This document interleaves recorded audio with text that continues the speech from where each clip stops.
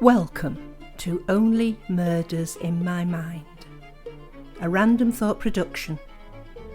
Hi, I'm Carol Bissett, a crime writer, and I invite you with my co-presenters, Liz Hedgecock and Mike Jackson, each week to our conversations on all things murderous. Hello everybody, and welcome to this episode of Only Murders in My Mind. And as usual, I've got Liz Hedgecock with me. Hello. And Mike Jackson. Hello, both of you. Good afternoon, sir. And all the thousands of people out there. Can I just put a warning on this programme, because we're going to be talking about murders from the Victorian, actual murders from the Victorian era. Right. So I think it's only fair to warn people there's going to be graphic descriptions. So if it's not your cup of tea, we've warned you. We thought about this. I think, Mike, did you come up with this idea? I mean, I'm absolutely fascinated when I've done the research. It was my idea if it works. It wasn't my idea. So you can all vote on whether it was Mike's idea or not at the end of the episode. Please in the comments say, what a wonderful idea for Mike. So we've all picked one or two murders from the Victorian times to talk about, and they are quite messy, gory. Well, there's a reason why they're famous. Yeah, exactly. Do you want to? Well, I'm just going to say, I think it was an era that's almost not famed, but people often think about Victorian England as a somewhat bloody time in many ways. I don't know why. It's a funny one, isn't it? Because on one hand you have the whole, they covered up table legs and, yes, all of that stuff, and they're all very prim and proper. And then you have that kind of, there was a dark underbelly. Yeah. So, I mean, if you look at Dickens, for example, yes, all the stories about, starving. And Nicholas Nickleby, the awful schools. And they were there, weren't they? They were, it was based on real life. Yeah, that's the sort of thing we they wouldn't have talked about at the time. So I think there was a real the class system was very prevalent then, wasn't it? There was a real contrast between the real working class, poor, living in hovels and so on, and then the rich with all the money and the fine houses. I think it was one of those eras when there wasn't much in between. No. You were either rich or poor. Yeah. And if you did try to move, then, everyone would let you know all about it because, Dickens, for example, lots of people despised him and said, he's a Cockney writer because of him being, maybe less rich, well-educated and all that stuff. So would you say university, that's his stories were a reflection, like a journal of the time? They were telling stories of how it really was. I think so. I think very much so. I think all his stories about workhouse and about...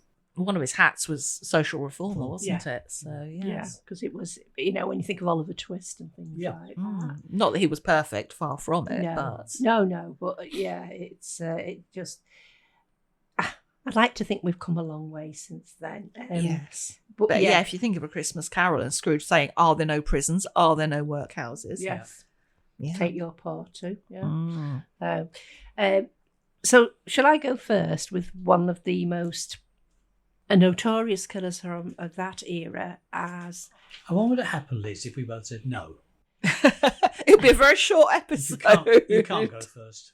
John, come and cut them off. Oh, the shepherd's crook's coming through.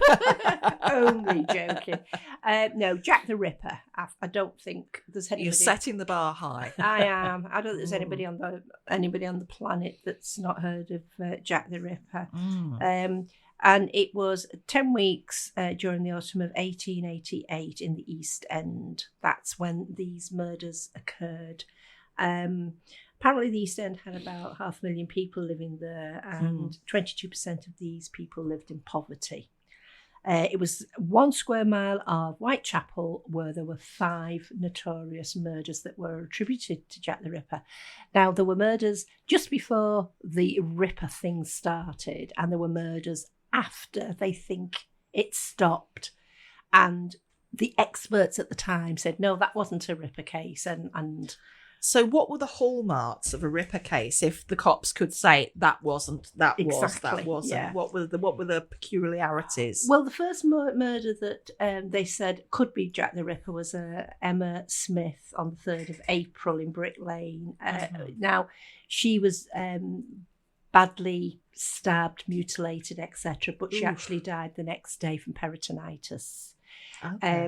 And was that as a result of being attacked? Stabbing, Yeah. the wound became infected, something Yes, like that? yes. So see, the thing is very common for people that had knife wounds or anything like that to get peritonitis, because we didn't have the antibiotics and things then. Yes. But the first one that was attributed to Jack the Ripper was Martha Tabram on the 7th of August 1888. Actually, no, I'm talking wrong there. That was another one that they thought might be Jack the Ripper, but later people said it wasn't. And again, it was by the modus operandi. So there was a particular modus operandi, as you just said. Yeah, so Mary Nicholas was the first, and it was the 31st of August of that year. Now, what would the Jack the Ripper cases, they would be badly mutilated. They very often had their throats split so much that the heads were just hanging on. Ooh.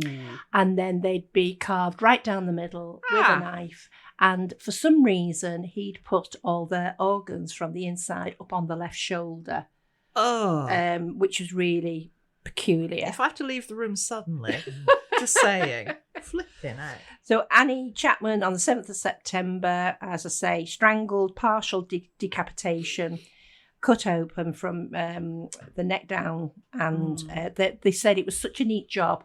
And this is where could this person be a surgeon came in. This person was very, very fast. And they know they were fast because sometimes the bodies were still warm when they were found. Yeah. You know, so he probably only just gone. Yeah. There was Elizabeth Stride that was on or around the 29th of September. Now, she wasn't mutilated, and they think that was because he was disturbed. But again, maybe it wasn't, because there were copycat murders going on at the same time. Catherine and Eddowes, excuse me if I'm not saying these right, 29th of September, she was savagely mutilated. And Mary Kelly, November the 9th, and she was the worst one of all. When the police saw her, she'd had part of her face cut off. A nose had been sliced off, breasts had been sliced off. You know, yeah. I mean, they really were awful. Did all this news get into the newspaper? Yeah. It would have done. And that's what would have made it sensationalised it. Yes. In a way. Yeah. And of course, the country was up in arms about it, saying that the police weren't doing their job. Really difficult. All these little back alleys in sort of in that part of the East End in Whitechapel. Nice people didn't go to this part. It was notorious for prostitutes, and this person was picking on prostitutes. That they were the people he was killing. It's scary, isn't it? That how, as human beings, we have a almost ghoulish fascination with something horrific like that. That it makes the newspapers. It must have sold thousands of newspapers at the time because of the fascination. And it almost feels as if Jack the Ripper was, wanting these crimes to be, famous. Yeah, wanting the notoriety. Yeah, having that kind of calling card and that specific way of doing things. I mean, there was no need to do a lot of that other stuff, but they did it because, presumably they wanted to be absolutely distinct. These are mine. Yeah. Yeah. I mean, we still, sorry, Carol, we still build on that fascination, don't we? Because if you think of some sort of, I'm just thinking back to Scandi Noir that we've talked about before. Yes. Some of the series that we've talked about in the past, they're very gruesome. You see it on the television, before now we've talked about Killing Eve. There's some really gruesome scenes that get depicted, And these films, these plays, these television series all become very, very popular. Yeah, Tarantino's got a habit of doing very violent scenes in his films. Now the killings seem to stop. You know, as quickly as they'd started, they seemed to stop. But there was all sorts of rumours flying around, and some were to do with nobility. We know that from if you've read anything about Jack the Ripper. So a chief constable, MacNaughton, was given the task of trying to narrow the suspects down without upsetting any of the nobility. And his first subject was John Durrett. But he committed suicide. He had tendencies, homicidal tendencies, and he committed suicide not long after the last murder. A Russian doctor, Aaron Kosminski, but he was in and out of lunatic asylums. He actually was on sort of, where you've got to report into the police station every day. Yeah. And on your own licence, something like that. Yeah, and he disappeared during these murders, but they found out later that he was actually detained in a lunatic asylum in France.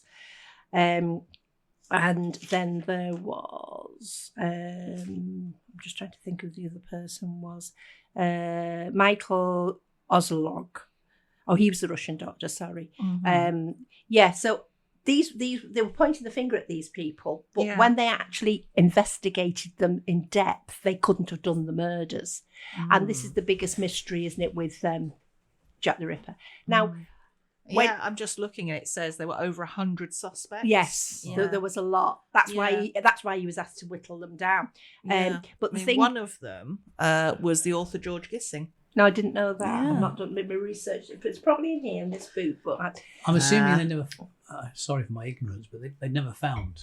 They never found Jack. But what you've got to realise is when you get crime suspects in this country, where there's been maybe a row of murders, all the same MO, and then it stops, and then maybe 10 years later it starts again. It's usually because they've been in prison or in a mental institution. It's not usually because they decided it wasn't a nice thing to do. Yeah. There's usually a reason for it.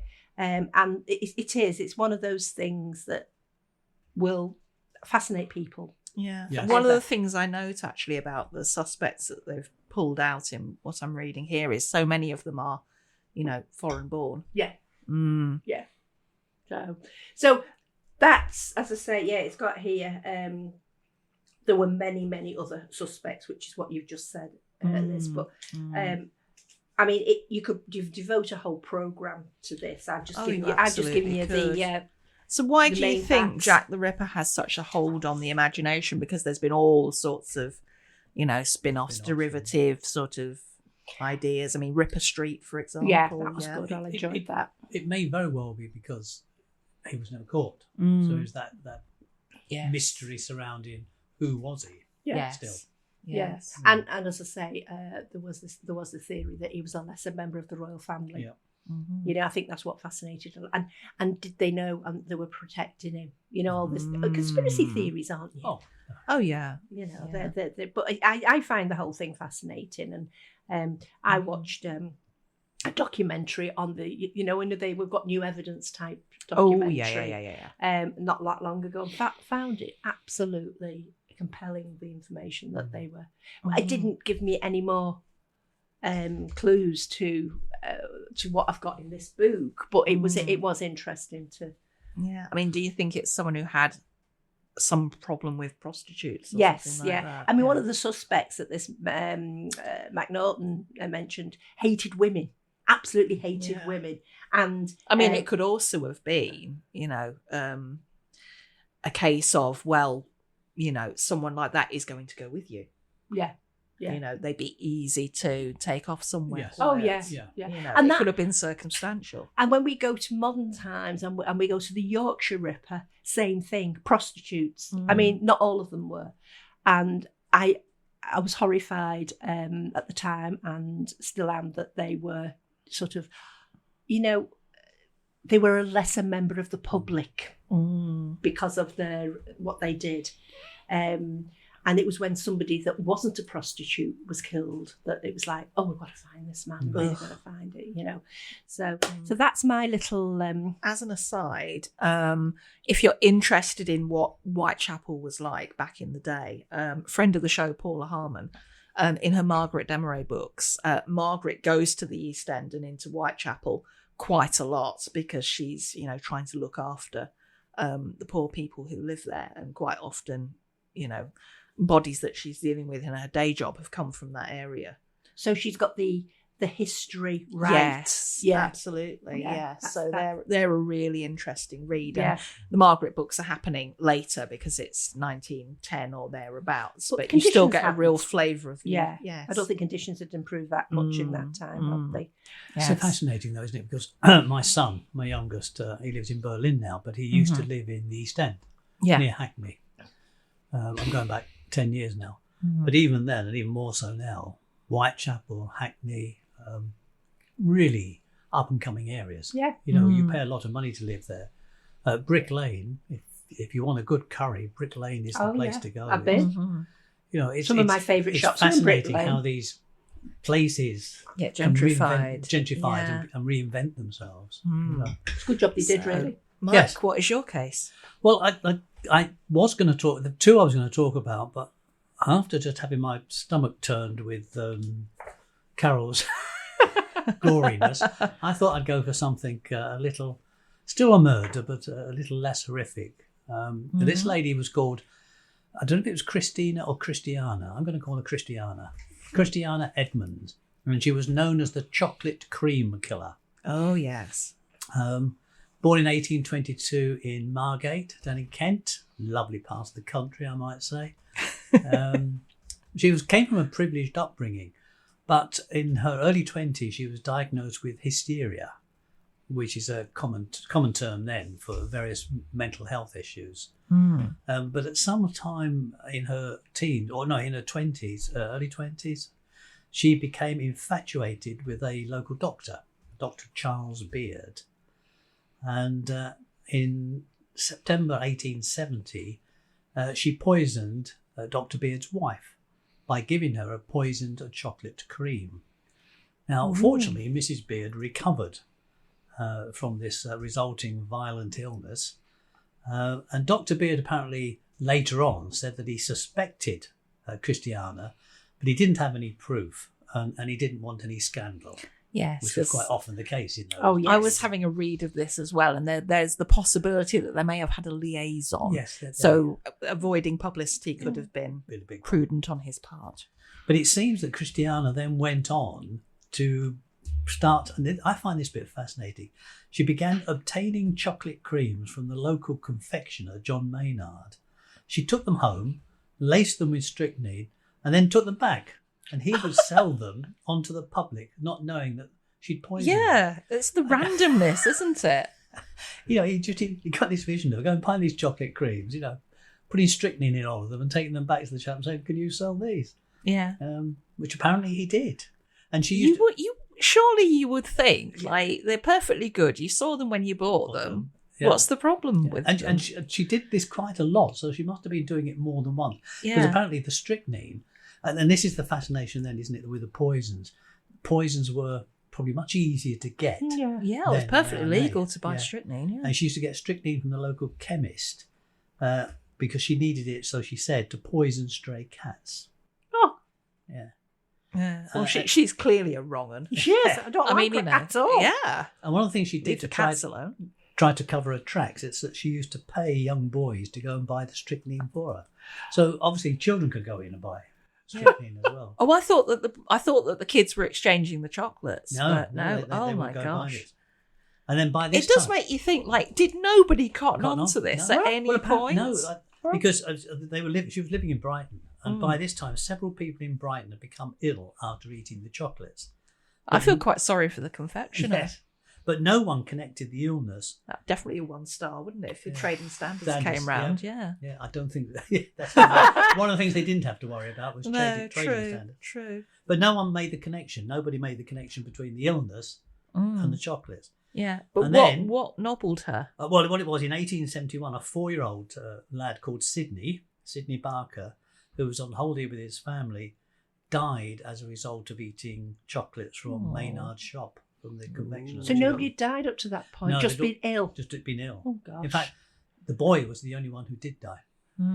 Not for wanting trying. I was going to say, thank Christiana's part. goodness for small mercies. Yeah, but I think what did it was she also sent some parcels out. Yes, she started sending parcels out to prominent people. Yeah, and she had to go at the doctor's wife again. Did she? She did, which was probably a mistake. I think it's when she had to go at him had to go at her a second time. Yeah, that's when he got the police involved. Got the police involved rather. Yeah, and she was arrested and charged with the attempted murder of Mrs. Beard and the murder of Sidney. And did she hang? Well, the trial began in January 1872, and actually moved it. It was originally going to be in the Brighton area, but they moved it to the Old Bailey. And again, I should imagine. Why was that? Do you think? I should imagine it's a bit like because it was a big trial. Big because trial. of the hype. Yeah, because of the hype, and because there's that sort of there's something happening with this doctor. Yeah, you know, scandal. Yeah, all these who are the prominent people that have been sent chocolates? Yeah. You don't know, but anyway, she was. It turned out that her mother testified against her. Her own mother, oh dear! Saying that both sides of the family had a history of mental illness. So she was obviously trying to say that the daughter had a mental illness. And she was sentenced to death, but it was commuted to life imprisonment due to her mental state, and she spent the rest of her life in Broadmoor Criminal Lunatic Asylum. Yes. She died there in 1907. Well, I think also... She outlived Queen Victoria. Oh, wow. Also, I think she claimed to be pregnant to try and escape. Right. Yeah. To get away with it. I know, some of the ones that I researched for this episode, by claiming they were mentally unstable, they did get away with an awful lot, It was, oh gosh, it's unbelievable. Isn't Apparently, when she claimed that she was pregnant, there was, I forgot, I meant to write it down, I forgot, but they got a jury of 12 women to come and examine her. Yes, I hadn't realised this. It was a special thing. A special thing. Like a matron's jury. Oh, right. They specialised. I don't think it involved any sort of internal exam. I think these women just came along and spoke to her and prodded her about maybe, I don't know, and determined that she was not with child. And that's when she was, and it was after that that she was sentenced. And apparently there have been some retellings of this. In 1939, a chap called John Dickinson Carr wrote a fictional retelling of that called The Black Spectacles. And apparently there was a drama broadcast on the BBC in 2006 by John Fletcher called The Great Chocolate Murders, which dramatised the whole thing. I can see why that whole kind of tension as to is nobody going to realise what's going on here. Yeah, I mean, she could have been killing the general public. Yeah, on a big scale, couldn't she? Part of the reason why she got away with it as well was from the sound of it. She'd say, "Oh yeah, I've been ill too. I've been poisoned." Yeah, true. Yes. And I think the fact that more through luck than anything else, she only killed one person, even though she tried to kill so many more. Yes. Was one of the reasons why she got away with it for as long as she did. And as I was telling Liz before, it's quite easy to poison somebody without realising it, isn't it, Liz? I wouldn't know personally, Carol. I think you're on your own with that one. Nearly poisoned me and my husband the other night. Well, that's I'll keep that for another episode. Yes. Another fascinating thing, there's somebody called Daisy Jordan had a puppet show called The Sorrowful Tale of Sleeping Sydney, which revisits the tragic story of her poisoning, this Christiana's poisoning spree. Like a Punch and Judy. I'm assuming it must. It didn't get. I couldn't find a date for this when it was done, but you could imagine it being a sort of Punch and Judy type thing. People would love it. Good grief. Go on, Liz. Okay, well, my one is one that you'll all have heard of, and it's actually a bit earlier than Victorian, but Burke and Hare. Oh, yes. Yes, which I didn't know that much about, but quite stunning. 16 murders in 10 months. That's going. That's good. It is going some, yeah. And it's an interesting one because it kind of feels like it was a crime of circumstance. It all took place up in Edinburgh, Centre of Anatomical Study. Yeah. So if you're going to be cutting up corpses, you need corpses, and they were in very short supply because at the time Scottish law said that corpses for research could only come from suicides, foundlings, orphans, or people who died in prison. Yeah. Very, very specific. Yeah. So therefore, you'd have body snatching.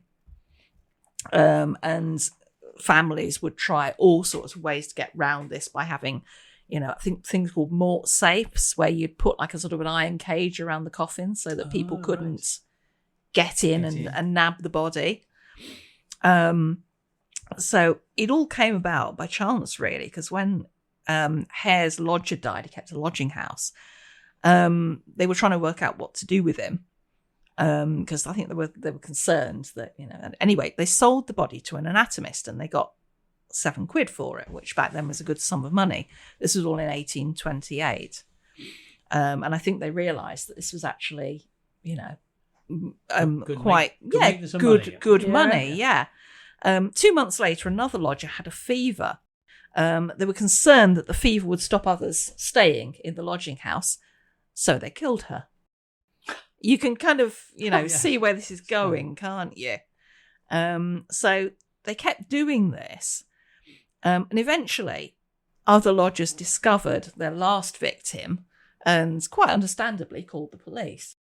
But they couldn't prove the murder. No, and there was no evidence of the other murders. So what the police did was basically offered Hare immunity for turning King's evidence. So he fessed up to the lot, all 16. But they couldn't touch him. They charged Burke and they charged his wife. And they found him guilty of one murder. That's all it takes. Yep. Yeah. And the judge basically said, you're sentenced to death and your corpse is going to be dissected as a warning. So which one was hung? Burke. Because So Hare had snitched. So he got away completely? Well. Da, da, da. Dun, dun, dun. But yes, apparently if you want, I don't know if it's still there, according to research it is, you can go and see Burke's skeleton at the Anatomical Museum of Edinburgh Medical School. It's still there. So there you go. And the way they did it was they suffocated their victims with a pillow. So one of them would have the pillow or just cover the mouth and the other one would lie on top of the chest so they couldn't get a breath. It was very efficient. But yeah, sometimes they just lured people into the lodging house for a drink and then, made away with them. Grief. And presumably that one of the reasons for killing that way was not to damage the body that they were going to sell. Yeah, you wanted it in good condition, I assume. Because I know the prisoners that were, I'm going back probably even further now, when they were being hung, they could pay to not go to the medical schools to be died if they had the money. Yeah. But they still get buried in the grounds of the prison. So whether that actually worked, I don't know. But the trial was on Christmas Eve, and it was continuous. There were no breaks. I think they were worried about stuff happening. But yeah, it went on until Christmas morning, and then the jury took 50 minutes to find Burke guilty. Hare, meanwhile, was kept in custody for his own safety until February. And then he was assisted to leave Edinburgh in disguise. Yeah. But he was recognised at a coach stop on the way and the news spread. And when the coach got to Dumfries, there was a crowd waiting. So what the police did was they arranged a decoy coach. Hare nipped out through the back window and went to another carriage and got put in the town prison. So he didn't escape exactly. And then in the middle of the night, he was taken out of town and he was told to make his way to the English border. And that was it. No sign of him ever again. So was that the first witness protection, I was going to say, it sounded like witness protection. Yeah. Yes. And it brought about, partly, the Anatomy Act in 1832. So, and that authorised a section of a wider range of bodies. So there you go. So it actually helped to change the law. But yeah, the whole idea that you can just fess up that you killed 16 people and get away with it. But I like the fact apparently it was quite a common thing then to persuade one of the party to, you get immunity and then to dob in your accomplice. Turn King's evidence. Or yes. I like the fact that because the Scottish took him to the English border. Yeah, off you go. And the thing is, you might say, well, what's this got to do with crime fiction? We get an awful lot of our ideas from things that have... Truth is stranger than fiction. It definitely is. It definitely is. So, yeah, but we just thought we'd delve into that murky past. So thank you for listening. And I hope nobody's listening at night. And let us know whether you've enjoyed the episode and whether you would like more of these, or whether you're happy with one off, but that's quite enough. Or... I think we would move away from doing recent crime, but we're quite happy to do historic crime, aren't we? And look into it in real depth, and maybe take one case and analyse it between the three of us if you'd like us to do that. And don't forget, rather, that if you really didn't like this programme, it was Liz's idea. It so was not. If you really not. did like it, it was my idea. Thanks, Mike. So until next week, that's all from us now. Bye. Bye. You have been listening to Only Murders in My Mind, a Random Thought production, produced by John Bissett. The music in Peril was composed and recorded by OM Studio Strings.